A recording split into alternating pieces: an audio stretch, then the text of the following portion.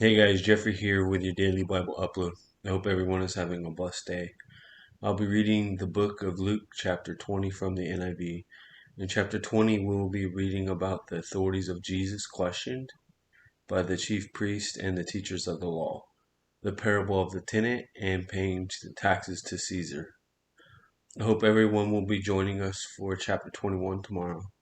If you are finding value from this, please like and subscribe and tell me what you think of my video in the comments below. One day, as Jesus was teaching the people of the temple court and proclaiming the good news, the chief priests and teachers of the law, together with the elders, came up to him. "Tell us by what authority you are doing these things," they said. "Who gave you the authority?" He replied, "I will also ask you a question. Tell me, John's baptism, was it from heaven or of human origin?"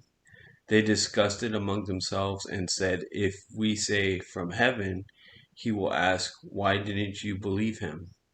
But if we say of human origin, all the people will stone us because they are persuaded that John was a prophet."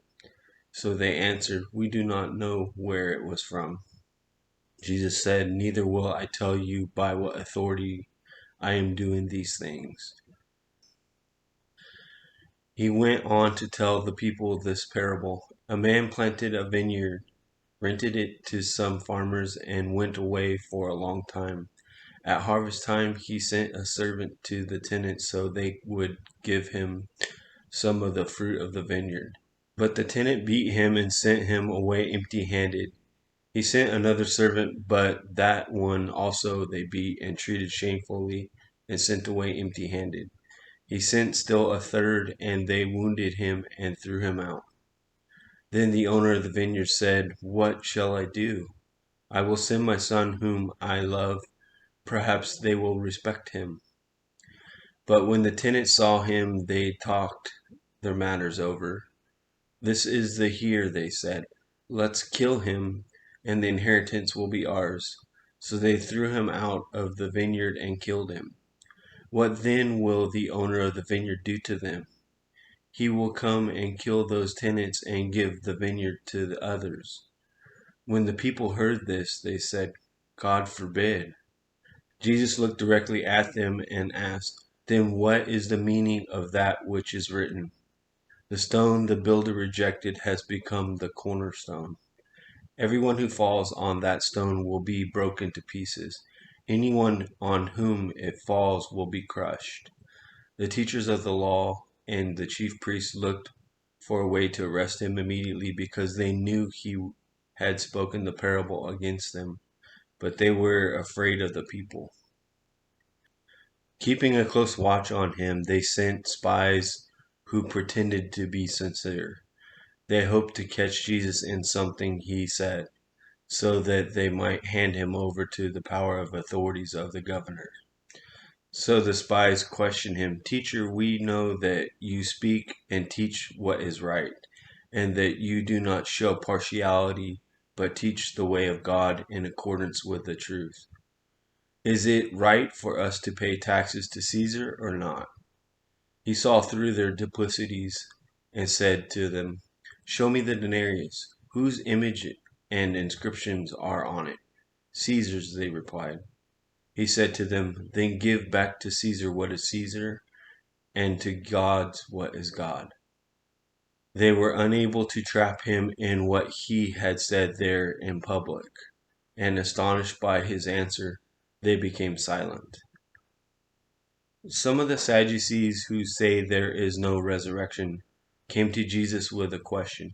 "Teacher," they said, "Moses wrote for us that if a man's brother dies and leaves a wife but no children, the man must marry the widow and raise up the offspring for his brother. Now there were 7 brothers. The first one married a woman and died childless. The second and then the third married her.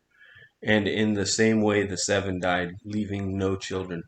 Finally the woman died too. Now then, at the resurrection, whose wife will she be, since the 7 were married to her?" Jesus replied, "The people of this age marry and are given in marriage, but those who are considered worthy of taking part in the age to come and in the resurrection from the dead will neither marry nor be given in marriage, and they can no longer die, and they are like the angels. They are God's children, since they are children of the resurrection. But in the accordance of the burning bush, even Moses showed that the dead rise. For he calls the Lord the God of Abraham, and the God of Isaac, and the God of Jacob. He is not the God of the dead, but of the living, for to him all are alive. Some of the teachers of the law responded, "Well said, teacher," and no one dared to ask him any more questions. Then Jesus said to them, "Why is it said that the Messiah is the son of David? David himself declared in the book of Psalms, 'The Lord said to my Lord, sit at my right hand until I make your enemies a footstool for your feet.' David calls him Lord. How then can he be his son?" While all the people were listening, Jesus said to his disciples, "Beware of the teachers of the law.